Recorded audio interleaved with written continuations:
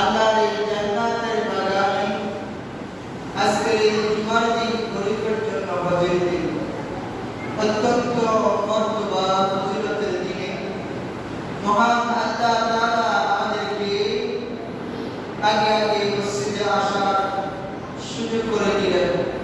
সেজন্য অনেকের দরবারে শুকরিয়া আদায় করি। সকলে বলে আলহামদুলিল্লাহ। সম্মানিত মুসলিম কেরাম, এটা সফর মাস। সফরে আজকের খুতবার আলোচনার বিষয় আউযু বিল্লাহি মিনাশ শাইতানির রাজীম। বিসমিল্লাহ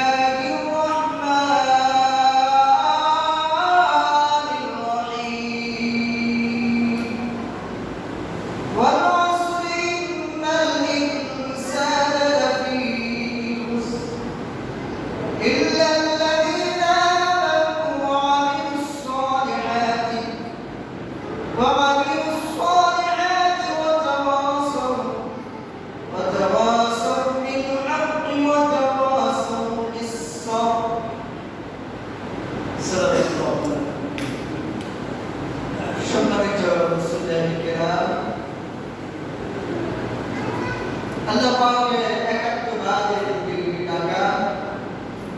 আজকের আলোচনার বিষয় মানুষকে দুনিয়াতে আল্লাহর পথে ডাকার জন্য আল্লাহ তাআলা আসমানি 146টি কিতাব দিয়েছেন। লক্ষ লক্ষ পয়গম্বর, 1 লক্ষ কিংবা 2 লক্ষ 24,000 মতান্তরে আরো বেশি আল্লাহ নবী আলাইহিস সালাতু ওয়াস সালাম পাঠিয়েছেন। শুধু আল্লাহ পাকের কথাগুলো মানুষের কাছে বলার জন্য। আল্লাহ তাআলা আজকে সূরা আসর আল্লাহ তাআলা বলেন আল আসর, সময়ের কসম। আল্লাহ পাকের জালালের কসম, আল্লাহ পাকের ইজ্জতের কসম করে বলতেছেন। আমরা যদি কোনো জিনিসকে বিশ্বাসযোগ্য করার জন্য অনেক সময় মানুষ কসম খায়। আমি কোরআন শরীফ ধরে কসম করলাম, তোমার মাথার মধ্যে হাত রেখে কসম করলাম, মসজিদে হাত রেখে কসম করলাম, আমি আমার ছেলে সন্তানের নাম নিয়ে কসম করলাম। অর্থাৎ এই একটা কথাকে এটা ইম্পর্টেন্ট এবং এটাকে বিশ্বাসযোগ্য করার জন্য মানুষ কসম করে অনেক সময়।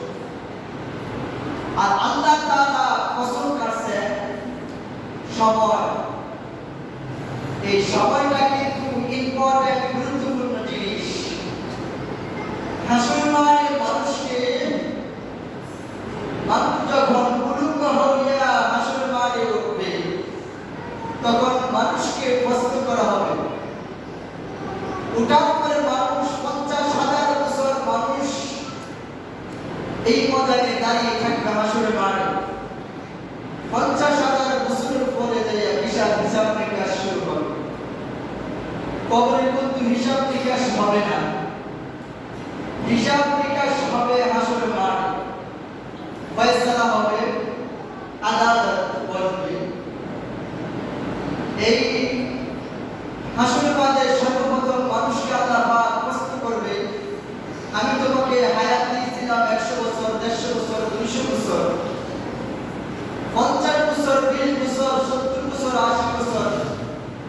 এই হায়াতের সময়টা তুমি কোন পথে ব্যয় করছো? ও আমার বান্দা বান্দি, আমার কাছে আজকে তুমি হিসাব দাও। আমরা কতক্ষণ মসজিদে সময় কাটাই, আমার ব্যবসা প্রতিষ্ঠানে কতক্ষণ কাটাই, দোকান পরে আড্ডারত অবস্থা গল্পগুজবে কতক্ষণ কাটাই, আমার দুনিয়াবি খাওয়া দাওয়া, জীবন যাপন, ঘুম নিদ্রা, আমার দৈনন্দিন জীবন যাপনে কতক্ষণ সময় কাটাই। আর আমি আল্লাহ পাক যে আমাকে বিধান দিয়েছেন, এই বিধান মোতাবেক আমার জীবনকে কতক্ষণ, ইসলাম মোতাবেক, কোরআন মোতাবেক আমার জীবনকে কি কতক্ষণ আমি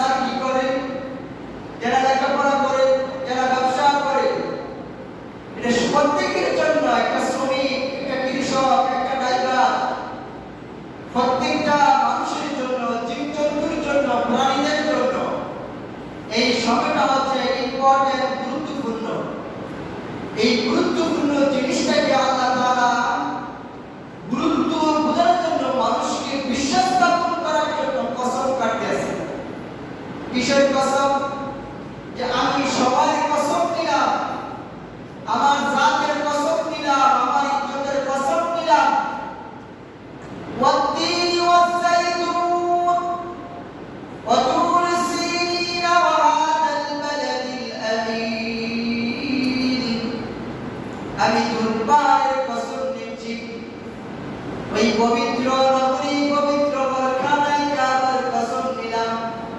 আল্লাহ কসম করে বলছেন আর জাইতুনের কসম নিলাম। আল্লাহ তাআলা কসম করে বলতেছেন আমি আল্লাহ তাআলা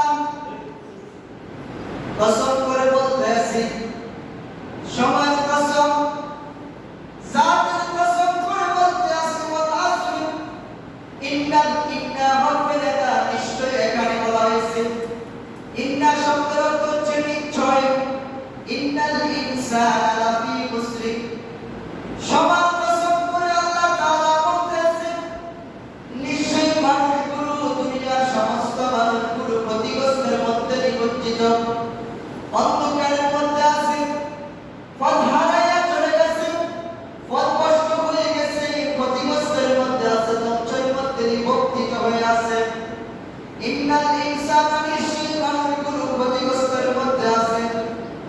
এরপর আল্লাহ তাআলা বলতেছেন এবার পাক করে দিতেছেন ইল্লাল্লাযীনা আমানু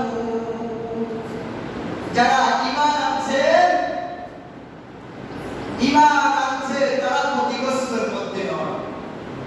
প্রথমে সবাই কসম করলেন এরপরে হচ্ছে নিশ্চয়ই সমস্ত মানুষ পৃথিবীর মানুষগুলো অন্ধকারে নিমজ্জিত ধ্বংসের মধ্যে নিপতিত।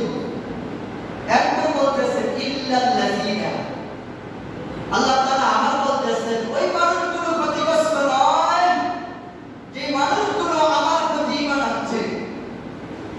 ইল্লাল্লাযীনা আমানু শুধু ঈমান আনলেই নয় ওয়া আমিলুস সালিহাত ঈমান আনার পরে যে মানুষগুলো আমল করছেন তার জীবনকে সফল কাম করার জন্য কামিয়াব করার জন্য সুন্দর করার জন্য আমল করছেন আল্লাহ রবের বিধানগুলো মানছেন তার মালিককে তার গাইডলাইন দিয়েছেন তাকে বিধান দিয়েছেন তাকে হুকুম করে দিয়েছেন নির্দেশ দিয়েছেন এই বিধান এই মোতাবেক চলবা জীবন পরিচালনা করবা ওয়া আমিলুস সালিহাত এই বিধান থেকে আল্লাহ তাআলা মানুষগুলোকে সৃষ্টি করে বললেন ওয়া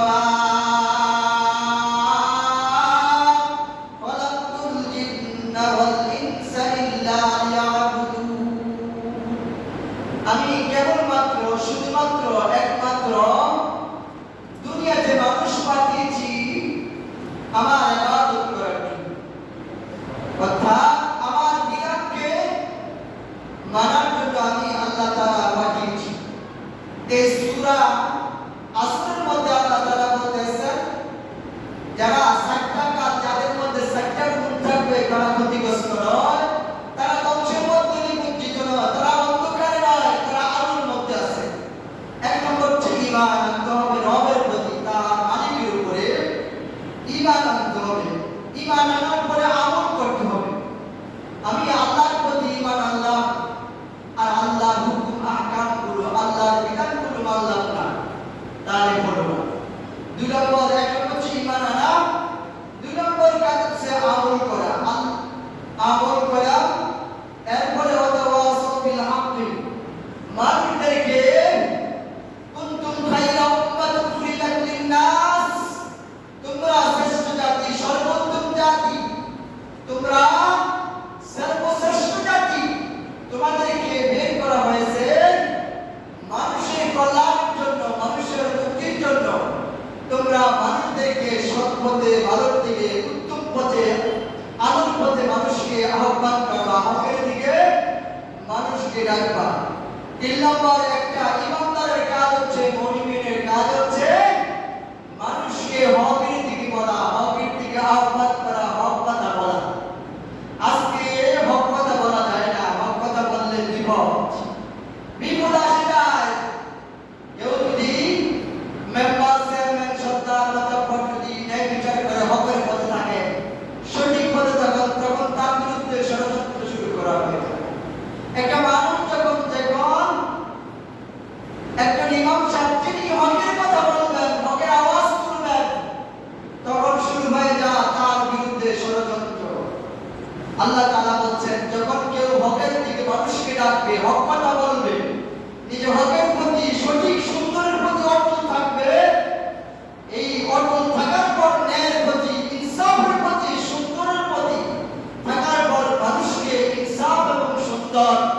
কল্যাণের দিকে সত্যের পথে রাখবে তারা ক্ষতিগ্রস্ত নয়। এরপরে বলছে এই তিনটা ঈমান আনলে বিপদ আসবে, সময় শেষ।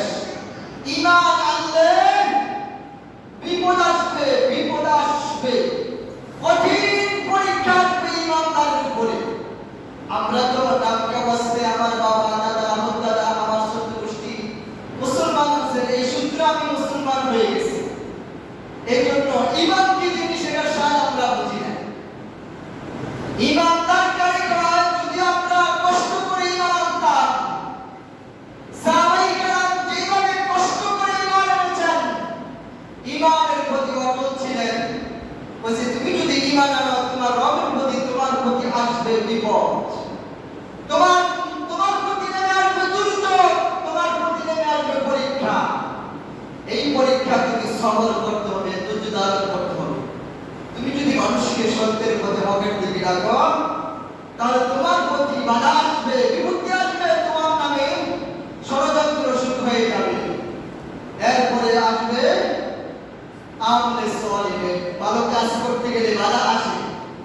এই জন্য আল্লাহ তাআলা আমাদেরকে ঈমান আনলেই চলবে না, ঈমান আনার পরে আমাদেরকে এই ঈমানকে মজবুত করতে হবে। রাসূলের প্রেম ভালোবাসা দিয়ে মহব্বত দিয়ে আমাদের ঈমানকে, আপনি ঈমান শুধু আল্লাহর প্রতি ঈমান আনলে শুধু হবে না বিশ্বাস, রাসূলের প্রতি রাসূলের আদর্শ মহব্বত ভালোবাসার প্রতি জীবনকে আঁকড়াই ধরলে এটা হবে পরিপূর্ণ ঈমানদার। আল্লাহ পাক আমাদেরকে আমল করার তৌফিক দান করুন এবং বিপদ আপদে বলা মুসিবতে সবরে জামিল করার তৌফিক দান করুন। ওয়া